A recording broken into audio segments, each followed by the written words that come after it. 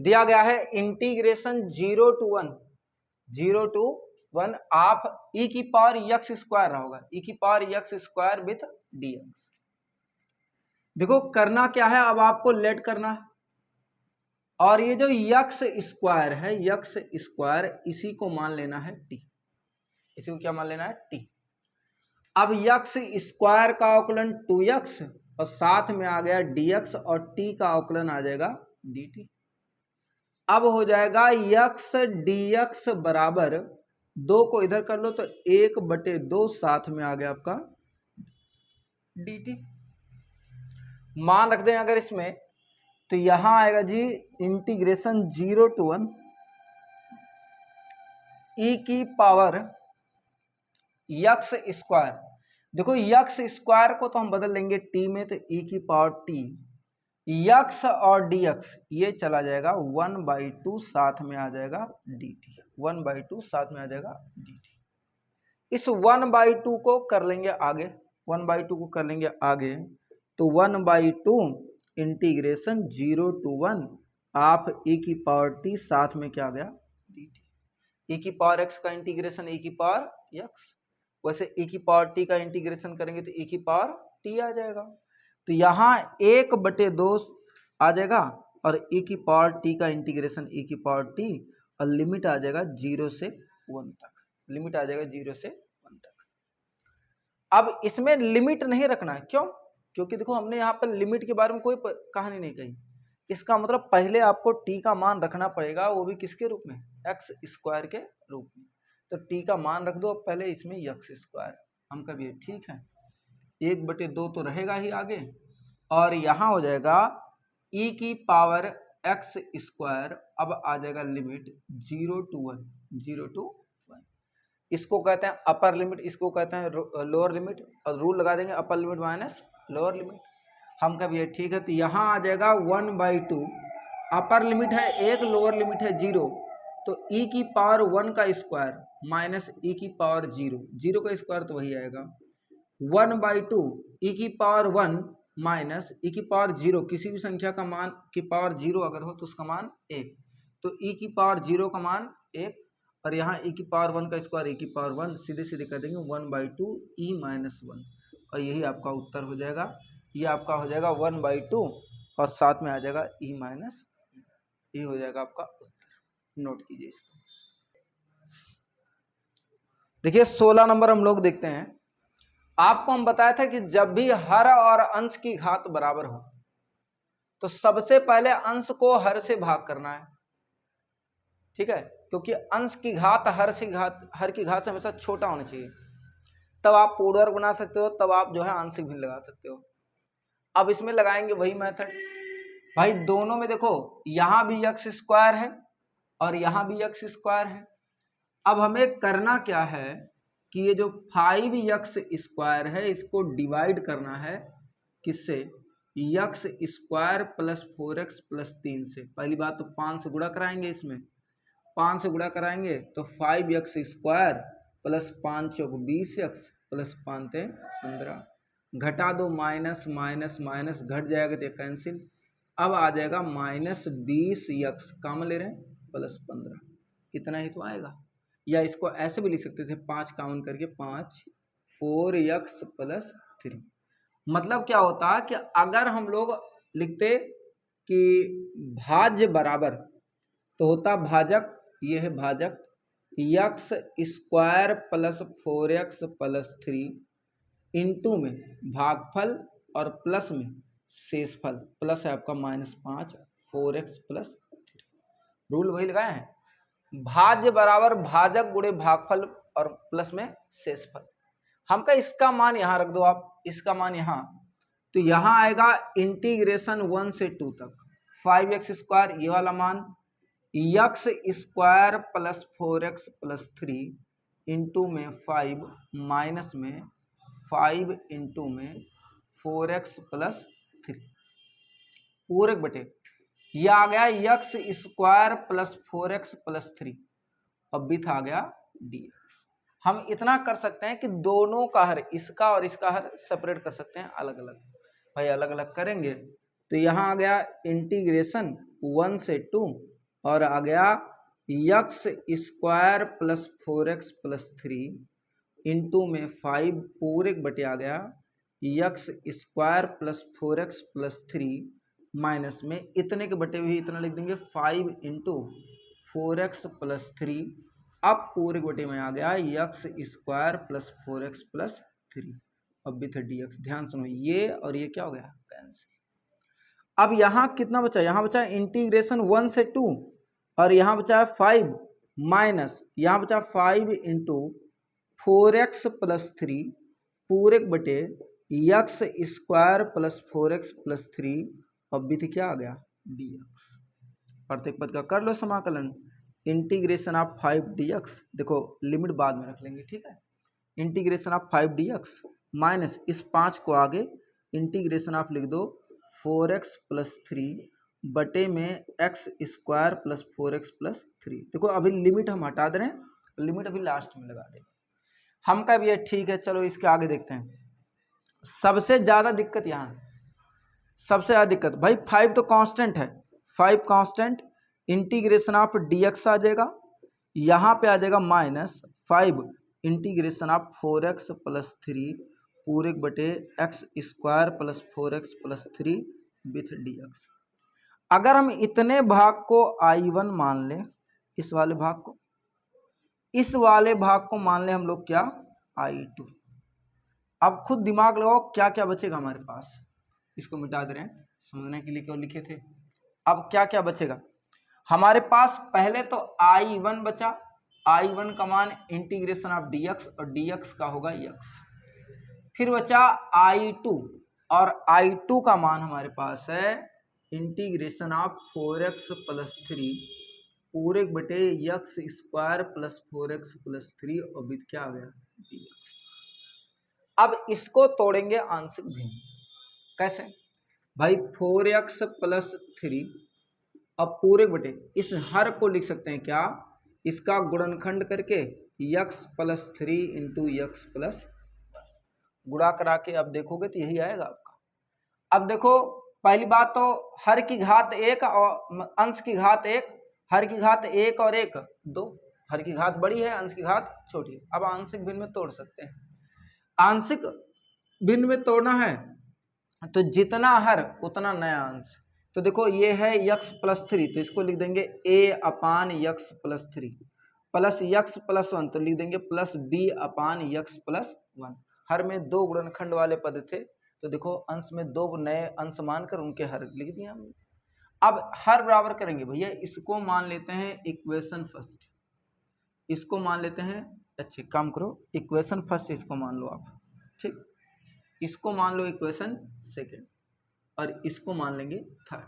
अब हर बराबर कीजिए, इसका आ जाएगा जी 4x प्लस 3 4x प्लस 3 पूरे बटे x plus 3 into x plus 1 बराबर a इंटू इसका गुणा इससे x plus 1 plus b into इसका गुणा इससे तो x प्लस 3 पूरे बटे आ जाएगा जी x plus 3 into x plus, ठीक, ये और ये हो गया कैंसिल। कुल मिला के आपके पास है 4x प्लस 3 बराबर a डॉट में x plus 1 plus b into x plus 3। अब आपको चाहे कंपेयर करके निकालो, चाहे जैसे बताए थे मान रख के वैसे निकालो, दोनों ही तरीका है आपके पास, बस आपको a और b का मान पता होना चाहिए। हम का भैया पहले का हर बराबर रखो 0, देखो x प्लस 3 है, इसके बराबर 0 रखते तो x बराबर माइनस 3 आ जाता। अब एक काम करेंगे यहीं पर रखेंगे x बराबर माइनस 3 रखो माइनस 3 4x 4 गुणे माइनस 3 प्लस 3 बराबर a x minus 3 plus 1 plus b x minus 3 plus 3। अब यहाँ पे 3 चौक 12, 12 में से 3 गया तो माइनस 9 बराबर a गुणे 3 में से 1 गया माइनस 2 और ये 3 से 3 कैंसिल, 0 गुणे समथिंग सब 0 आएगा। देखा माइनस माइनस प्लस और a बराबर आ जाए 9 बटे कितना 2, कितना आएगा उत्तर पहला। अगर हम दूसरे का हर के बराबर x प्लस 1 बराबर 0 रखते तो आपका आ जाता है x बराबर माइनस 1। इसका मान आप यहाँ रख दो इस वाले में, यहाँ पे तो रखेंगे x बराबर -1 रखने पर, -1 रखेंगे यहाँ पे। 4x का मान -1 + 3 बराबर a x, ये आ गया -1 + 1 प्लस b x -1 + 3। यहाँ पे -1 + 1 क्या हो गया, कैंसिल। अब यहाँ पे आ गया 4 करने 4 में से 3 गया तो -1 बराबर, ये 0 गुणे समथिंग सब 0, और प्लस में b गुणे -3 में -1 में 3 जोड़ेंगे तो 2 आ जाएगा। अब 2 गुणे में रहे भाग में, तो b का मान यहाँ से निकल जाएगा -1/2। हम कभी एक काम करिए ना, आप a और b का मान उठा के रख दीजिए समीकरण नंबर 3। हम कहे a और b का मान समीकरण 3 में रखने पर, a और b का मान समीकरण 3 में रखेंगे। यहाँ पे हम कभी ठीक है रखो, यहाँ पे है 4x + 3 पूरे बटे x + 3 इंटू x + 1 बराबर a का मान है 9/2 पूरे बटे x + 3 प्लस b, और b का मान है -1/2 पूरे बटे x + 1। अच्छा, इसी मान को अगर हम चाहते तो समीकरण 2 में प्रतिस्थापित कर देते। समीकरण किसमें, 2 में। अब लिखेंगे उपरोक्त मान को समीकरण 2 में रखने पर 2 है आपका I2 बराबर इंटीग्रेशन। अब ध्यान से देखो 4x + 3 अब बटे में x² + 4x + 3, इसी का मान ये वाला यहाँ रख रहे हैं हम लोग, तो ये मान आ जाएगा जी 9/2 बटे में x + 3 और माइनस प्लस उड़ा माइनस 1/2 बटे में x + 1 और बीच क्या आ गया dx। प्रत्येक पद का करेंगे इंटीग्रेशन, तो I2 बराबर 9/2 आगे ले लेते, integration of 1/x + 3 with dx। इस 1/2 को आगे -1/2 integration of 1/x + 1 with dx।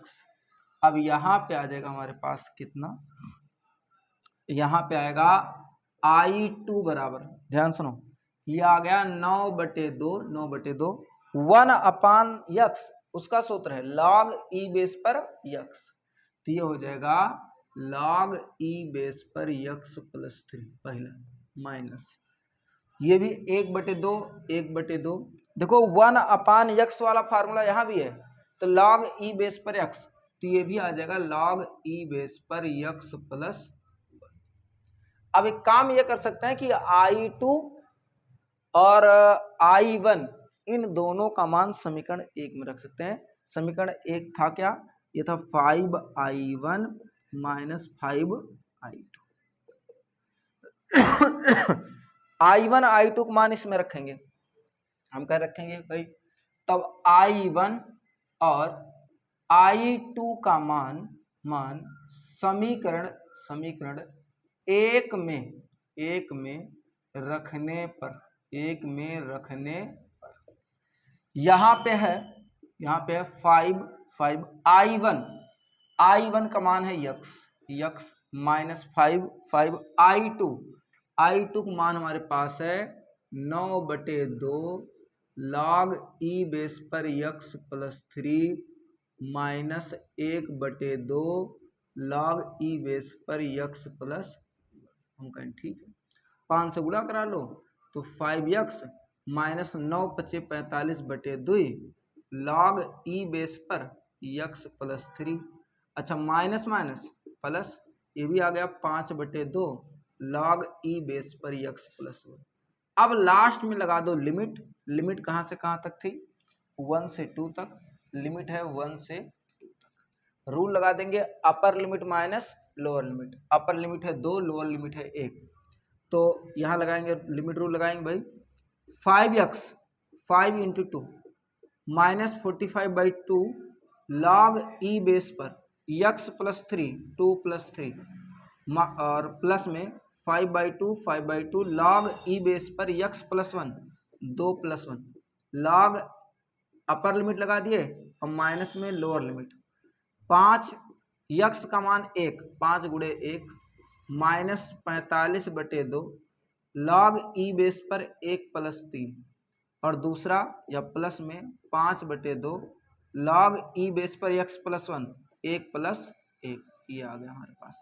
सरल कीजिए इसको 5 दूनी 10 माइनस 45/2 लॉग ई बेस पर 3 2 5 और यहाँ आ गया प्लस 5/2 और लॉग ई बेस पर ध्यान से 2 1 3 इतना आ गया माइनस 5 करने 5 माइनस 45/2 लॉग ई बेस पर 3 1 4 प्लस 5/2 लॉग ई बेस पर 1 1 2 बस सरल कर लो भाई। करना क्या है सही है ना हम लोग 1 1 2 हो गया 3 1 4 हो गया। अब कैसे करना है अब इसी को सरल करना है। देखो ब्रैकेट ओपन करेंगे तो यहाँ आ गया 10 माइनस 45/2 लॉग ई बेस पर 5 प्लस 5/2 लॉग ई बेस पर 3 माइनस 5 माइनस प्लस हुआ minus minus minus plus 45/2 log 4 को क्या लिख सकते हैं लॉग ई बेस पर 4 को लिख सकते हैं 2 की पावर 2 प्लस 5/2 अच्छा प्लस और माइनस का गुणा माइनस 5/2 लॉग ई बेस पर 2 बस। अब बहुत ज़्यादा करेंगे क्या 10 में से 5 गया 5 और माइनस अच्छा इसमें देखो सब में क्या कॉमन है इसको छोड़ दो 45/2 5/2 5/2 45/2 कुल मिला के सब में 5/2 कॉमन है ठीक। 5/2 कॉमन अगर हम लोग ले लेते हैं यहाँ पर तो यहाँ बचता कितना यहाँ बता 9/9 लॉग ई बेस पर 5 बच जाता माइनस कॉमन लिए तो ये प्लस और माइनस हो जाता माइनस 5/2 कॉमन है तो यहाँ बचता लॉग ई बेस पर 3 5/2 कॉमन है और क्या कॉमन यहाँ भी 5/2 कॉमन तो यहाँ बचता हमारे पास 9 लॉग 2 की घात 2 माइनस में यहाँ बचता लॉग ई बेस पर 2 रुक जाओ कहीं मिस्टेक हो रहा है प्लस है माइनस कॉमन लिए तो यहाँ हो जाता माइनस और यहाँ माइनस है तो यहाँ क्या हो जाता प्लस। अब होता क्या 2 का आगे के लिए 9 दूनी 18 और 1 ना 18 में से घट जाएगा क्योंकि प्लस है आगे तो ये आ जाता 17 लॉग 2। अब आंसर आता 5 माइनस 5/2 9 लॉग ई बेस पर 5 माइनस लॉग ई बेस पर 3 माइनस 17 लॉग ई बेस पर 2। ये छोटा सा उत्तर आया था इतना छोटा सा उत्तर है ठीक है। वाह भाई वाह गुड। ध्यान सुनिए दिया गया है integration 0 to pi of sine square x/2 minus cos square x/2 with dx। Minus अगर हम लोग कॉमन ले लें इसमें 0 to पाई अगर माइनस ले लें कॉमन तो यहाँ आ जाएगा cos square x/2 minus sine square x/2 with dx। अब हम लोग लेट करेंगे लेट क्या करना है ये देखो कॉस थीटा का सूत्र है cos square थीटा/2 minus sine square थीटा/2 वास्तव में कॉस थीटा का सूत्र है तो यहाँ आ जाएगा कॉस थीटा। अब यहाँ आ गया माइनस को आगे कर लो माइनस इंटीग्रेशन 0 to पाई इतना फार्मूला हो गया कॉस थीटा मतलब हो गया cos x with dx। Cos x का करेंगे तो साइन x माइनस ये हो जाएगा हमारे पास साइन x और लिमिट आ जाएगा 0 से पाई तक। अब रूल लगा दीजिएगा upper limit minus lower limit उत्तर वहाँ से आ जाएगा नोट कर लीजिए इसको।